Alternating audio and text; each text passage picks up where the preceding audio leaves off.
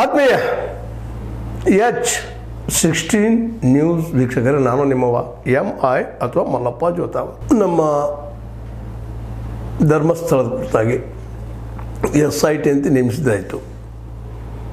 ಪರಮೇಶ್ವರ್ ಅವರು ಕ್ಲಿಯರಾಗಿ ಹೇಳಿದರು, ಯಾವ ತನಿಖಾಧಿಕಾರಿ ಹಿಂಸರಿತಾ ಇಲ್ಲ, ಪ್ರಣವ್ ಮೊಹಂತೆ ಅವರ ನೇತೃತ್ವದಲ್ಲಿ ಈ ತನಿಖೆ ಮುಂದುವರಿತಾ ಇದೆ ಅಂತೇಳಿ ಸ್ಪಷ್ಟೀಕರಣ ಕೊಟ್ಟರು. ಆಲ್ರೆಡಿ ಸ್ಟಾರ್ಟ್ ಆಗಿದೆ ಅನ್ನುವಂಥ ನ್ಯೂಸ್ಗಳು ಬರ್ತಾ ಇದ್ದಾವೆ.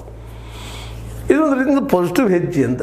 ಕಳೆದ 20 ವರ್ಷಗಳಿಂದ ಅದ್ರ ಹಿಂದನ್ರಿ ಆ ಹುಡುಗಿ ತೀರ್ಕೊಂಡಂಥ ಸೌಜನ್ಯ ಒಂದು ಹತ್ಯೆ ನಂತರ 12-13 ವರ್ಷಗಳನ್ನ ಅನ್ರಿ ನಿರಂತರ ಬೇಡಿಕೆ ಒಂದು ಕೇಳ್ತಾ ಇತ್ತು. ಆಗ CBI ನೇಮಿಸಿದ್ರು ಅಥವಾ ಸ್ಟೇಟ್ ಗೌರ್ಮೆಂಟ್ ನೇಮಿಸಿತು. ಅದು ಯಾಕೋ ಏನೋ ಸರಿಯಾಗಿ ಇನ್ವೆಸ್ಟಿಗೇಷನ್ ಆಗಲಿಲ್ಲ ಅನ್ನೋದು ಆರೋಪ ಈ ಒಂದು SIT ಬೇಡಿಕೆ ಇಟ್ಟಂಥ ಜನರೆಲ್ಲರ ಅಭಿಪ್ರಾಯ ಆಗ್ಯದ.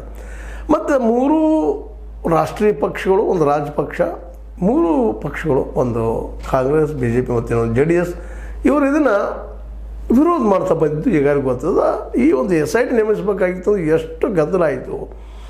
ಜಗದೀಶ್ ಅವರಾಗಿರ್ಬೋದು, ಜೊತೆಗೆ ಹಿಂದಿನ ತಿಮ್ರೋಡಿ ಅವರಾಗಿರ್ಬೋದು, ಜೋಡಿ ಮಟ್ಟನ್ ಅವರಾಗಿರ್ಬೋದು, ಇನ್ನೊಬ್ಬರು ಅನೇಕರು ಪ್ರೆಷರ್ ಮಾಡಿ ಮಾಡಿ ಮಾಡಿ ಸುಪ್ರೀಂ ಕೋರ್ಟ್ ತನಕ ಹೋದರು, ಮತ್ತೆಲ್ಲೇ ಹೋದರು, ಅದೆಲ್ಲೂ ಅವಕಾಶ ಸಿಕ್ಕಿರಲಿಲ್ಲ.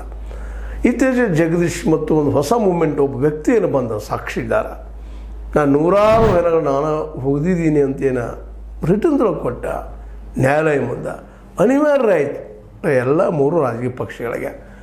ಇಲ್ಲ ಇದು ಆಗಲೇಬೇಕು, SIT ಅಥವಾ ಮತ್ತೇನೋ ಆಗಬೇಕು, ಅಥವಾ ನ್ಯಾಷನಲ್ ಇಂಟರ್ನ್ಯಾಷನಲ್ ಯಾವುದೇ ಆಗಲಿ, NIA ಆಗಲಿ, ಎಲ್ಲಿಂದ ಶುರು ಆಗಬೇಕು ಪ್ರೆಷರ್ ಮಾಡ್ತಾಯಿದ್ರು. ಆ ಎಲ್ಲ